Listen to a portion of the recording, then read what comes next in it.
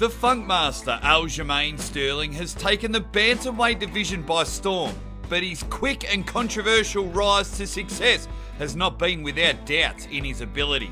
In this video, we'll be diving into how Aljamain Sterling got to where he is today and whether the current bantamweight champion is as good as you think. Don't forget to stay until the end of the video to find out how the Funkmaster was heavily criticised by the 18-year-old phenom Raul Rosas Jr. after the two spent some time training together at Aljamains fighting gym.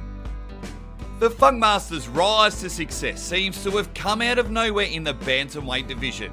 However, Sterling's title run had been a long time coming. The Jamaican-born champion started his UFC career in February of 2014. His opponent would be fellow newcomer Cody Gibson. The 3-round fight would go to a decision where Sterling would go on to win unanimously, leading him to his next bout against a more seasoned opponent in Hugo Viana.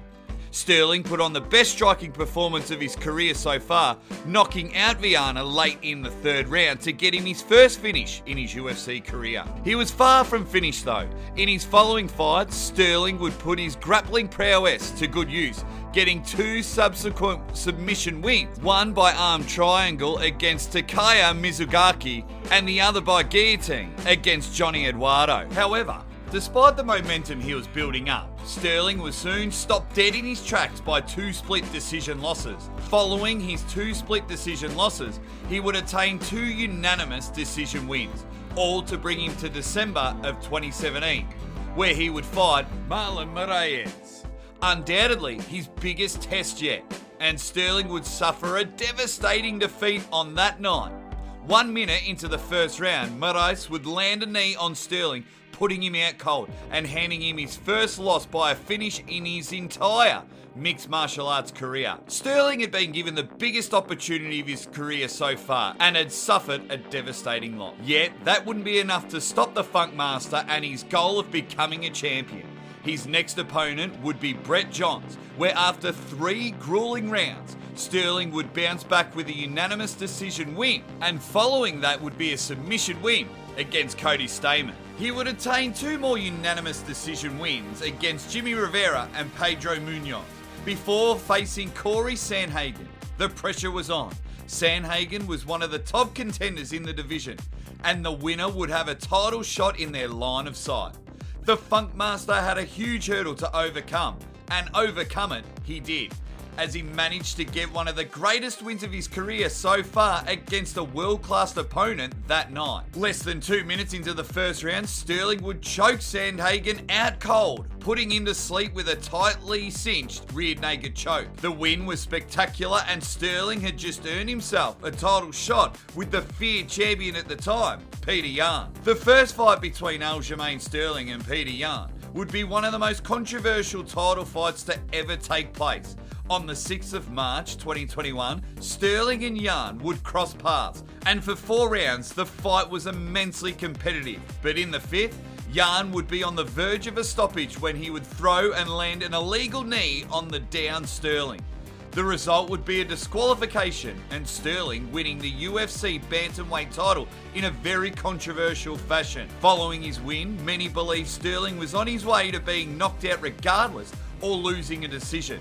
So, doubt began to fruition about his abilities, but that would all be put to rest after his rematch with Yan at UFC 273. More than a year after their original encounter, they would face again, and this time it would go the full distance. However, unlike the first fight, Sterling would put on a much better performance this time, and it would lead him to a split decision win over Yan this time, to the surprise of many who thought Yan would run through Sterling in their rematch. His champion status was now solidified in the eyes of many who saw the disqualification as an unjust way to win the title, and finally put to rest concerns on whether he had the ability to beat Yan. His most recent win would be against UFC vet TJ Dillashaw, and once again his win would be tainted by another controversy, but this time at no fault of Sterling. Sterling would get a 2nd round TKO stoppage after Dillashaw's shoulder would dislocate early in the 1st round,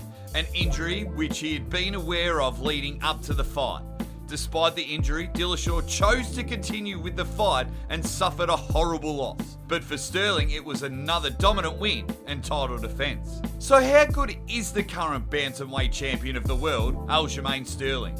Well, it's complicated. But before we tell you more, we hold a monthly shout out on this channel, and to enter, all you need to do is comment "I subbed" down below. So what are you waiting for? Comment down below now. Aljamain Sterling is definitely one of the best bantamweights in the world, but he is still unproven in many regards. Aside from his win against Corey Sandhagen, his wins are tainted by controversy, so the jury's still out on how good he really is. So what does the Funkmaster have to do with 18-year-old phenom Raul Rosas Jr?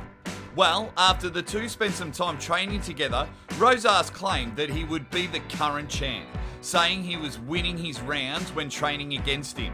Sterling rebutted, saying it was a training session, and despite their difference in the UFC ranks, the comment sparked a rivalry between the two, where the animosity remains to this day, even after Rosas' recent loss. Aljamain Sterling will soon have an opportunity, however, to prove himself as one of the greatest bantamweights to ever step in the Octagon, as he sets to fight Olympic gold medalist and two-division champion Henry Cejudo at UFC 288. As usual, thanks for watching, and make sure to check out other videos. Goodbye.